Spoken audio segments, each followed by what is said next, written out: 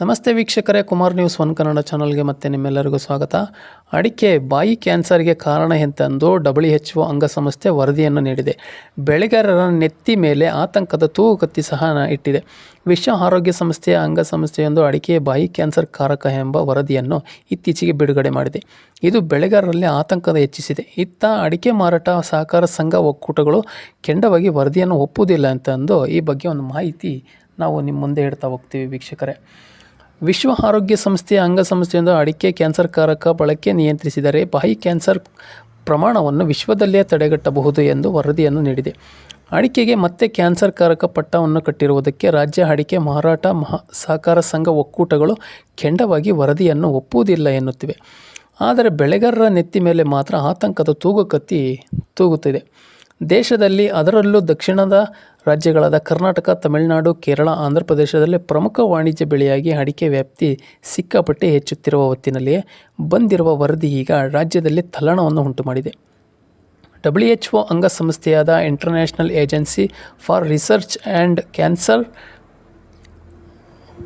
October 9, 2024 ಈ ವರದಿಯನ್ನು ಬಿಡುಗಡೆ ಮಾಡಿದೆ. ಅಂತಾರಾಷ್ಟ್ರೀಯ ಜರ್ನಲ್ ಒಂದರಲ್ಲಿ ಈ ವರದಿ ಪ್ರಕಟಿಸಲಾಗಿದೆ.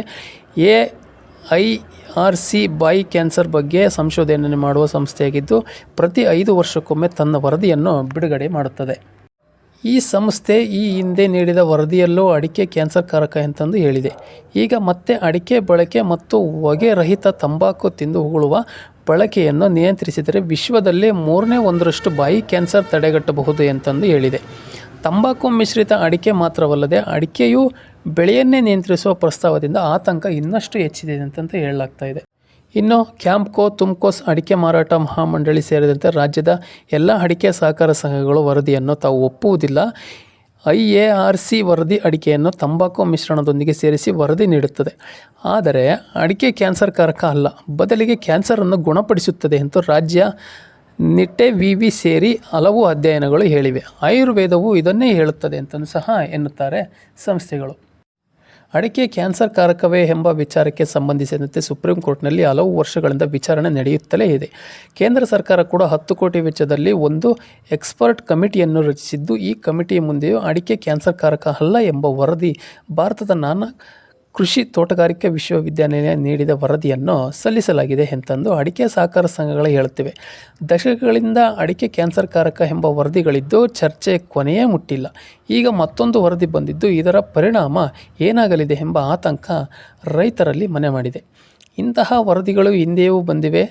ರೈತರು ಆತಂಕ ಪಡುವುದು ಬೇಡ. ಅಡಿಕೆ ಕ್ಯಾನ್ಸರ್ ಕಾರಕ ಅಲ್ಲ ಎಂಬುದನ್ನು ನಮ್ಮ ಅನೇಕ ಸಂಶೋಧನೆಗಳು ಹೇಳಿವೆ. ಅದನ್ನು ನಾವು ಸರ್ಕಾರದ ಗಮನಕ್ಕೆ ತಂದಿದ್ದೇವೆ ಎಂತೆಂದು ತುಮ್ಕೋಸ್ ಅಧ್ಯಕ್ಷರಾದ ಚನ್ನಗಿರಿ RM ರವಿ ಅವರು ಸಹ ಸ್ಪಷ್ಟಪಡಿಸಿದ್ದಾರೆ. ಈ ವರದಿಯನ್ನು ಒಪ್ಪುವುದಿಲ್ಲ.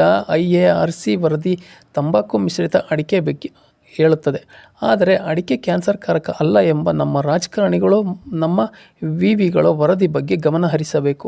ಕಿಶೋರ್ ಕುಮಾರ್ ಕೊಡಗಿ, ಅಧ್ಯಕ್ಷರು, ಕ್ಯಾಂಪ್ಕೋ.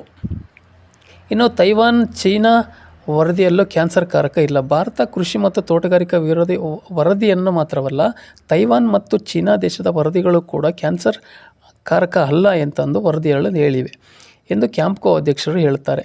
ಈ ವರದಿಗಳನ್ನು ಅಂತಾರಾಷ್ಟ್ರೀಯ ಜರ್ನಲ್ಗಳಲ್ಲಿ ಪ್ರಕಟವಾಗಿ ವಿಶ್ವ ಆರೋಗ್ಯ ಸಂಸ್ಥೆ ಗಮನ ಸೆಳೆಯಬೇಕಿದೆ ಅಂತಲೂ ಸಹ ಒಂದು ಸ್ಪಷ್ಟಪಡಿಸಿದ್ದಾರೆ. ಈಗ ರೈತರ ಪಾಲಿಗೆ ಅಡಿಕೆ ದುಡ್ಡಿನ ಬೆಳೆ. 100-200 ಎಕರೆ ಅಡಿಕೆ ತೋಟವಿರುವ ಕೋಟ್ಯಾಧೀಶರು, ಲಕ್ಷಾಧೀಶರು ದಾವಣಗೆರೆ ಜಿಲ್ಲೆಯಲ್ಲಿದ್ದಾರೆ. ಅಡಿಕೆ ಬೆಳೆಯಲ್ಲಿ ಕರ್ನಾಟಕವೇ ಕಿಂಗ್. ರಾಜ್ಯದಲ್ಲಿ 4 ವರ್ಷದ ಹಿಂದೆ 4,52,650 ಹೆಕ್ಟೇರ್ ಅಡಿಕೆ ಬೆಳೆಯಿತ್ತು. ಉತ್ತಮ ಬೆಳೆಯಿಂದಾಗಿ 2023 ಹೊತ್ತಿಗೆ ಅದು 7,36,650 ಹೆಕ್ಟೇರ್ಗೆ ಏರಿಕೆಯಾಗಿತ್ತು. ಈಗ ಇನ್ನೂ ಹೆಚ್ಚಳವಾಗಿದ್ದು, ಬಯಲು ಸೀಮೆ, ಉತ್ತರ ಕರ್ನಾಟಕ ಭಾಗದಲ್ಲೂ ಅಡಿಕೆ ಬೆಳೆ ಪ್ರದೇಶ ಹೆಚ್ಚುತ್ತಿದೆ. ಹಾಗಾಗಿ ಈ ಒಂದು ವರದಿಯನ್ನು ನಾವು ಒಪ್ಪೋದಿಲ್ಲ ಅಂತಂದು ಒಂದು ಅಂಗಸಂಸ್ಥೆಗಳು ಸಹ ಎಲ್ಲ ಹೇಳಿವೆ. ಹಾಗಾದರೆ ಮುಂದಿನ ದಿನಗಳಲ್ಲಿ ಇದು ಯಾವ ರೀತಿಯ ನಿರ್ಧಾರವನ್ನು ತಗೊಳ್ತವೆ, ಇದು ಯಾವ ರೀತಿ ಪ್ರಭಾವ ಬೀರುತ್ತೆ ಅನ್ನೋದನ್ನ ನಾವೆಲ್ಲ ಕಾದು ನೋಡಬೇಕಾಗಿದೆ ವೀಕ್ಷಕರೇ. ನಿಮ್ಮ ಅನಿಸಿಕೆ ಅಭಿಪ್ರಾಯಗಳನ್ನು ಕಮೆಂಟ್ ಮೂಲಕ ತಿಳಿಸಿ ಅಂತ ಹೇಳ್ತಾ ಧನ್ಯವಾದಗಳು.